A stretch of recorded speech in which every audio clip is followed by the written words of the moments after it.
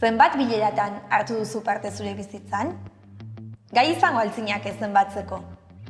Seguru, bileraren batetik etsipen sentimentalekin atera izan zarela. Denbora galdu izanaren sentimenduarekin. Izan ere, bilera eraginkorrak egitea ez da batere lan erraza. Halaxe da, Elhuyarren, azken 25 urteotan eraldaketa soziala helburu duten prozesuak bidelaguntzen eta aholkularitza eskaintzen dihardugu. Urte hauetan guztietan hainbat irakaspen atera ditugu. Besteak beste, bilera eraginkorrak egiteko zer hartu behar dugun kontutan. Hona hemen 5 aholku bilera eraginkorrak egiteko. Bat, zeregina argi izatea. 2. Gure rola argi izatea. 3.